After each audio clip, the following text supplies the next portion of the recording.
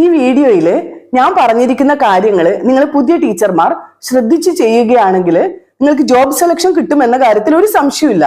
എല്ലാവർക്കും active teachers കോർണറിലേക്ക് സ്വാഗതം. ഈ ചാനലിൽ ടീച്ചിങ് റിലേറ്റഡ് ആയിട്ടുള്ള കുറെ വീഡിയോസ് ഞാൻ ചെയ്തിട്ടുണ്ട്. അപ്പൊ നിങ്ങൾ ഈ ചാനലിൽ ആദ്യമായിട്ട് വരികയാണെങ്കിൽ എല്ലാവരും ഒന്ന് സബ്സ്ക്രൈബ് ചെയ്യണം കേട്ടോ. അതുപോലെ വീഡിയോ ഇഷ്ടപ്പെട്ടാൽ എല്ലാവരും ലൈക്കും ഷെയറും ഒക്കെ ചെയ്യണം. അപ്പൊ നമുക്ക് ഡെമോ ക്ലാസ് ടിപ്സിലേക്ക് കടക്കാം. അപ്പോ ഇതിൽ ഒന്നാമതായിട്ട് ശ്രദ്ധിക്കേണ്ട കാര്യം നിങ്ങളുടെ കോൺഫിഡൻസ് ലെവൽ. കോൺഫിഡൻസ് ലെവൽ കുറയുമ്പോൾ നിങ്ങളുടെ സൗണ്ട് കുറയും, പിന്നെ നിങ്ങളുടെ ഐ കോണ്ടാക്ട് നഷ്ടപ്പെടും. അപ്പൊ ഐ കോണ്ടാക്ട് നഷ്ടപ്പെട്ടു കഴിഞ്ഞാൽ ഇന്റർവ്യൂ ചെയ്യുന്നവർ വിചാരിക്കും നിങ്ങൾക്ക് പേടിയുണ്ട് എന്ന്. മാത്രമല്ല, ഇങ്ങനെ പേടിയുള്ള ഒരാള് എങ്ങനെ കുട്ടികളെ പഠിപ്പിക്കും എന്ന ഒരു ചിന്തയും ഇന്റർവ്യൂ ബോർഡിന് ഉണ്ടാവും. മാത്രമല്ല, ഈ പേടി നിങ്ങൾ കുട്ടികളുടെ മുന്നിൽ കാണിച്ചാലോ കുട്ടികൾ നിങ്ങളുടെ തലയിലും കയറും. ഇനി രണ്ടാമതായിട്ട് ശ്രദ്ധിക്കേണ്ട കാര്യം ചിരി. വാസ്തവത്തില് നമുക്കിങ്ങനെ പേടി കൊണ്ട് വയറ്റിലൂടെ എലികൾ ഇങ്ങനെ അങ്ങോട്ടും ഇങ്ങോട്ടും ഓടുന്ന പോലെയൊക്കെ ചിലപ്പോ പേടി കൊണ്ട് നമുക്ക് തോന്നാം. എന്ന് വെച്ചാൽ അത്രയും ടെൻഷൻ ഉണ്ടാവാനുള്ള സാധ്യതയുണ്ട്. പക്ഷെ നമ്മൾ എന്ത് ചെയ്യണം? എന്ത് തന്നെ ഉണ്ടായാലും ചുണ്ടിലൊരു ചിരി ഫിറ്റ് ചെയ്യണം. എന്ന് വെച്ചാൽ കാണുന്നവർക്ക് തോന്നണം നിങ്ങൾക്ക് ഒരു പേടിയുമില്ല, നിങ്ങൾ ഭയങ്കര കോൺഫിഡന്റ് ആണ് എന്ന്. മൂന്നാമതായി ശ്രദ്ധിക്കേണ്ട കാര്യം മാന്യമായ വസ്ത്രധാരണം.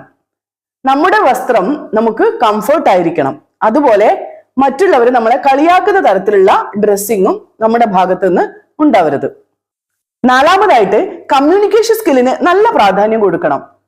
അതായത് നിർത്തി നിർത്തി സംസാരിക്കുക, വാക്കുകൾ കിട്ടാണ്ടാവുക, പറഞ്ഞ കാര്യങ്ങൾ തന്നെ വീണ്ടും വീണ്ടും പറയുക, ഇങ്ങനെയൊക്കെയുള്ള പ്രശ്നങ്ങൾ ഉണ്ടെങ്കിൽ അതിനൊക്കെ ഓവർകം ചെയ്യാനുള്ള ഒരു ശ്രദ്ധ നിങ്ങൾ ആ കാര്യത്തിൽ കൊടുക്കണം. അഞ്ചാമതായിട്ട് ബോർഡ് എൻട്രി.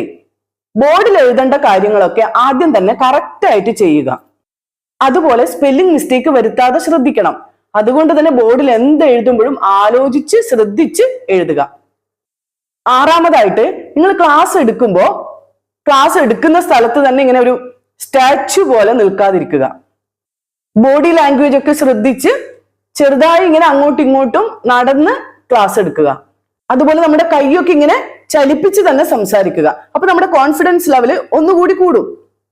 പിന്നെ ഇതിനിടയിൽ നിങ്ങൾ ഡെമോ ക്ലാസ് എടുത്തോണ്ടിരിക്കുന്ന സമയത്ത് നിങ്ങൾക്ക് മുന്നിൽ ഇരിക്കുന്ന കുട്ടികളുടെ പേര് അറിയില്ലെങ്കിൽ മോനെ എന്നോ മോളെ എന്നോ വിളിക്കാൻ ഒരു മടിയും കാണിക്കണ്ട.